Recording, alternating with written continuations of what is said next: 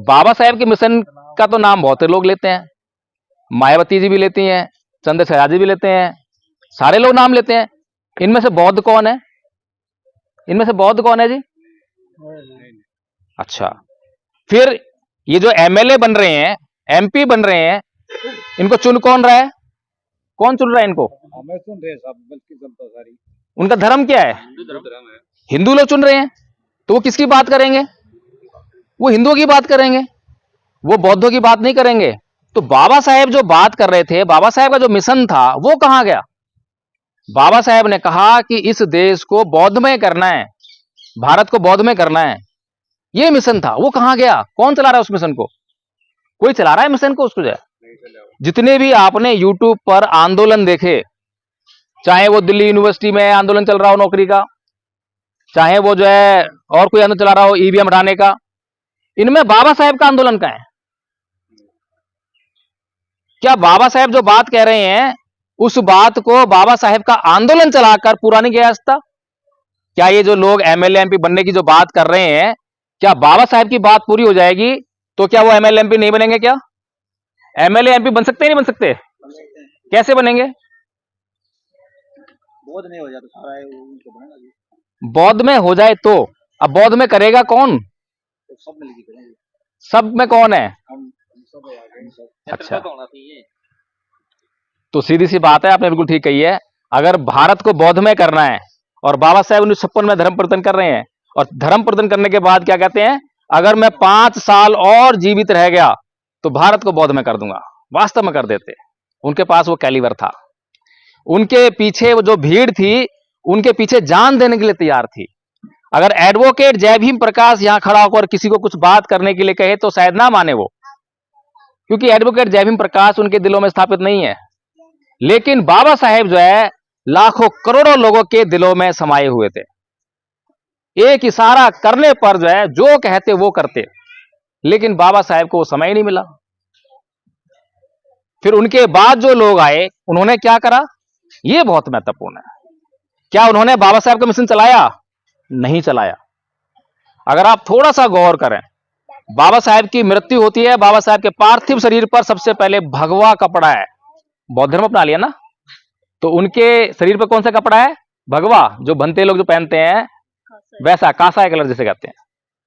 लेकिन थोड़ी देर बाद ही वो भगवा वहां से हट जाता है और उसके ऊपर आता है SCF का झंडा। जो बाबा साहेब की जो ऑर्गेनाइजेशन थी, SC ST schedule caste federation जो है, उसका झंडा जो है उसको डाल देते हैं, नीले कलर का। अब बाबा साहेब उसको पीछे छोड़ चुके हैं, जो शेड्यूल कास्ट फेडरेशन है उसको भंग कर चुके हैं। 30 सितंबर 1956 को शेड्यूल कास्ट फेडरेशन भंग कर दी। जब कोई संगठन भंग हो गया तो उसका झंडा कायम रहेगा क्या? बताइए मुझे, नहीं रहेगा ना। अब उन्होंने धर्म परिवर्तन कर लिया है, उनके पार्थिव शरीर पर जो कलर आया वो बिल्कुल ठीक आया, लेकिन उसको हटाकर SCF का झंडा वहां पे डाल दिया। क्यों डाल दिया? क्योंकि जो लोग राजनीति करना चाहते थे उनको जो है समाज के उत्थान से कोई मतलब नहीं है, उनको राजनीति करनी है, उनको MLA बनना है, उनको MP बनना है। महाराष्ट्र के लोगों ने ऐसा किया और उसके बाद बहुत लंबे समय तक जद्दोजहद करते रहे MLA बनने के लिए, MP बनने के लिए। और फिर क्या बोलते थे कि फूले अंबेडकर की विचारधारा पर रहकर या उनकी विचारधारा से हम कभी भी MLA MP नहीं बन सकते, ऐसा बोलने लगे। हो सकत नहीं, सुना होगा ना आपने, हो सकत नहीं, ऐसा नहीं हो सकता कि हम बाबा साहेब की बात करें, फूले की बात करें और हम MLA MP बन जाएं।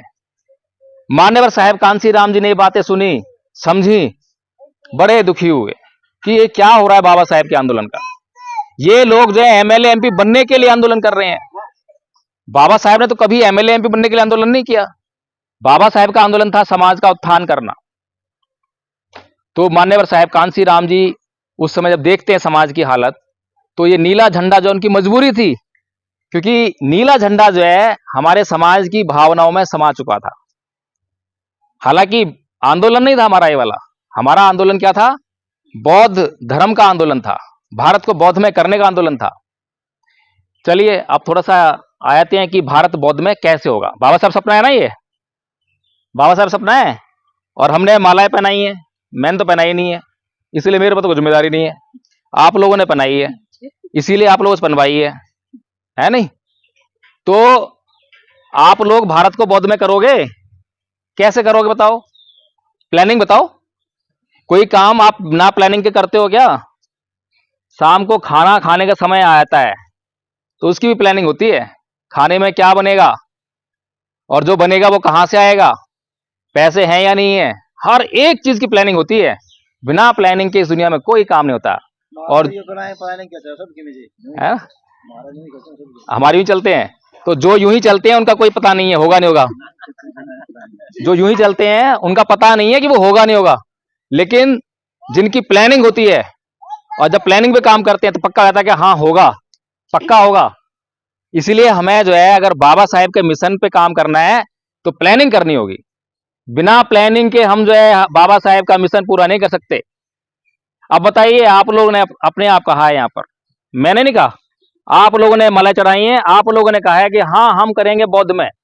संख्या में बेशक हम जो है यहां भी 12-14 लोग हैं, कोई फर्क नहीं पड़ता। आते ही आप लोग बोल रहे थे कि जी आपके लिए बहुत भारी भीड़ होनी चाहिए थी, यहाँ पे जो है 200 लोग होने चाहिए, 400 लोग होने चाहिए। ठीक है, अच्छी बात है, होते तो कोई बात नहीं, लेकिन मैंने क्या कहा कि कोई बात नहीं, कोई फर्क नहीं पड़ता, जितने हैं उतने से भी काम चल जाएगा। काम करेंगे तो उतने से भी काम चल जाएगा, और काम नहीं करेंगे तो हजारों की भीड़ ले आओ, कोई काम नहीं चलने वाला, कुछ नहीं होने वाला।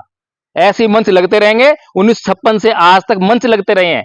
आज भी नागपुर की दीक्षा भूमि में बहुत विशाल कार्यक्रम हो रहा है, वहां लाखों लोग गए हुए हैं, लाखों लोग, और बहुत पहले से तैयारी शुरू हो गई है, लेकिन उसका रिजल्ट क्या होगा? जीरो, रिजल्ट जीरो होने वाला है।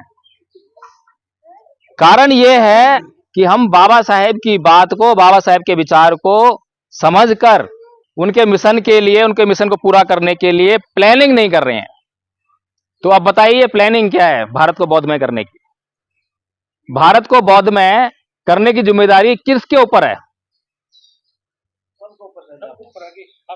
सबके ऊपर है।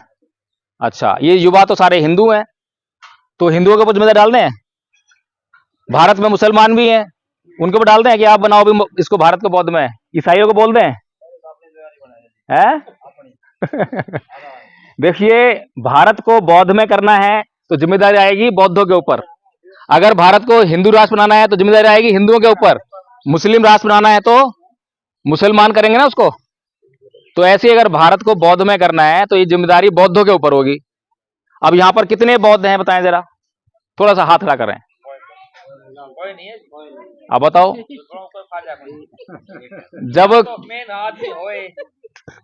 जब कोई बौद्ध ही नहीं है तो आप जो है भारत को बौद्ध में कैसे करोगे? संदीप बौद्ध